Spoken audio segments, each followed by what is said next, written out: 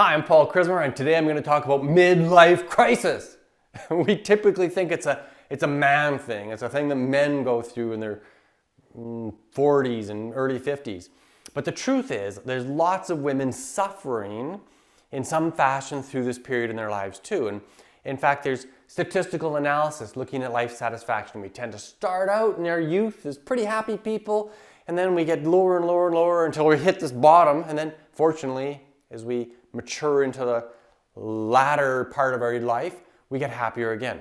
And there are 4 ways to overcome the midlife crisis, and I'm going to talk about that today. So if you're excited to learn, hit the subscribe button and let's go.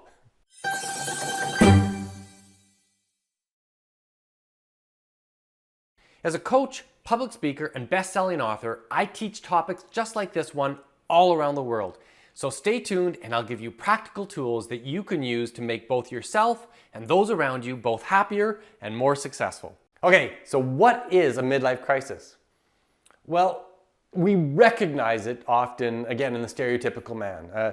Suddenly they start chasing skirts around the office, they want to drive a sports car, they're growing their hair long and looking shaggy, and they're going, what the heck's wrong with this guy? Well, he's going through a midlife crisis. And the reason why people get into those midlife crises is that they're stuck. They're in this repetitive series of patterns, a pattern of patterns in their lives, and it feels like they're in a deep rut. And it looks familiar to lots of people. If you're started out in your youth, you got an education, you eventually got a career begun, you maybe got married and you had kids, and all that was exciting and filled with growth and lots of wonderful things going on there.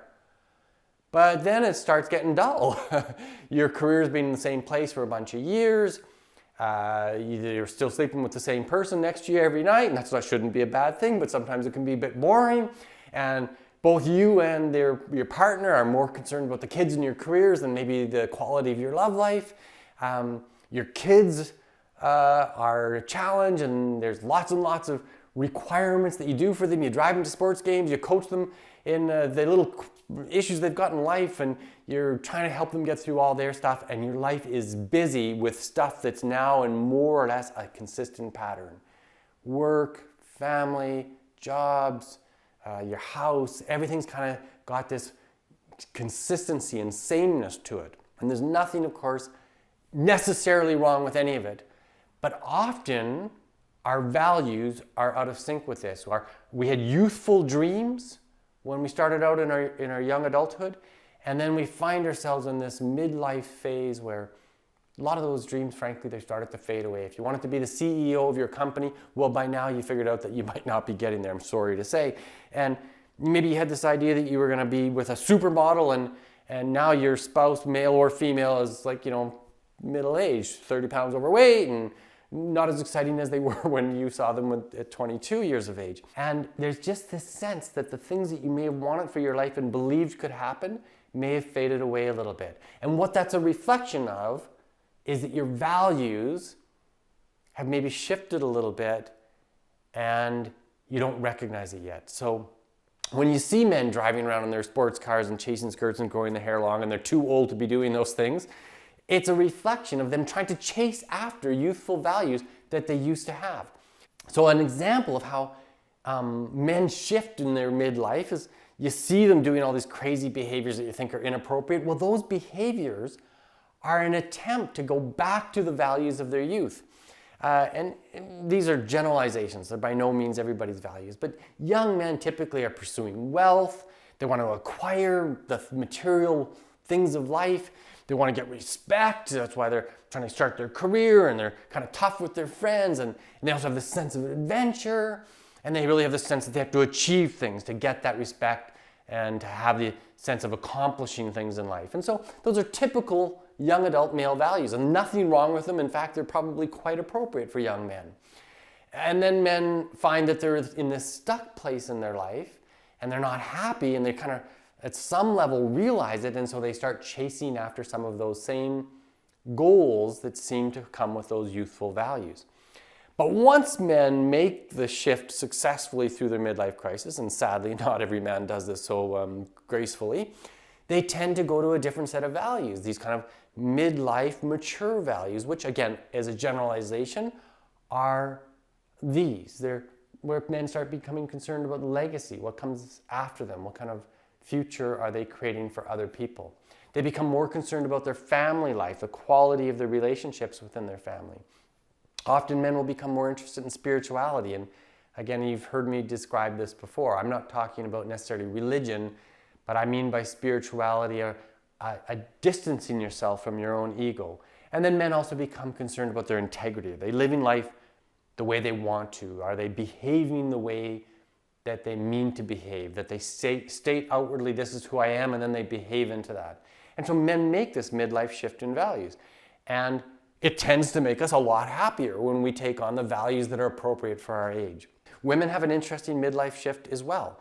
Typically, we socialize young women to have this massive a belief in their role as nurturers. They nurture their boyfriends, they nurture their families, they nurture their brothers and sisters, they nurture all their friends.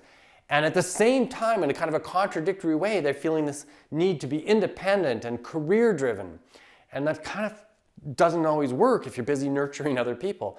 And sadly, we also really socialize women to be concerned about their appearance, to be pleasing to others. And that's a tremendous amount of pressure on young women to always look pretty. And we can see it in our society everywhere. Just go look on Instagram and see how young women are consistently presenting themselves. But when women make this midlife shift, which tends to happen a bit more organically, it's not as abrupt and pushing up against a wall like men. But when women make this adjustment, they tend to move more towards personal growth, more towards genuine independence, unlike they had when they were in their youth. They actually tend to be more interested in their own personal happiness. When we see these kinds of shifts, it's an interesting thing. Sometimes there's a clash between the men and the women.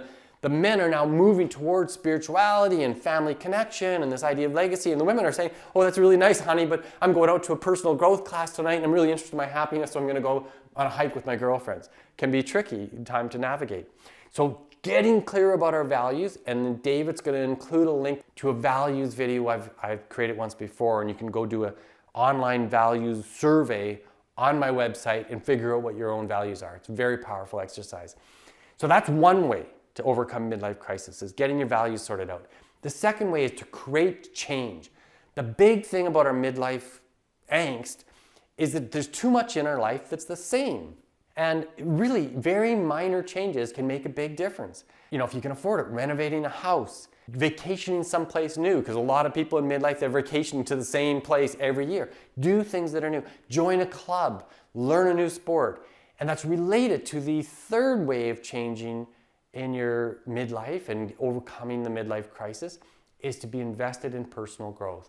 Find yourself shifting to things that are making you a better person. Again, we're in a place of stuckness in midlife and often feel very little need to grow, or the growth that we have been doing lately was for other people. I'm coaching my kids, I'm learning certain skill sets for my workplace, but I'm not growing for me. Well, go and find some ways to grow for yourself. Learning a new language, taking up a new hobby, making changes that are all about how you want to be the better person for you. And that's related to the fourth way to overcome a midlife crisis, is to find time for yourself. Most of us in our midlife crisis have got a life filled with shoulds. I should do this, I should do that, my boss needs this, my colleagues need that, my neighborhood needs this, my community group needs that, my kids are wanting this, my spouse wants that, and we're filled with shoulds for other people. And if we can simply find some time to do the things that we want for ourselves, and be a tiny bit selfish, give ourselves permission. So there it is, that's your 4 ways to overcome midlife crisis. I hope you enjoyed this video. If you did, like it, share it, subscribe to the channel, and you'll get new videos every Sunday morning in your inbox. I'm Paul Krismer, I'm your happiness expert. Thanks for watching.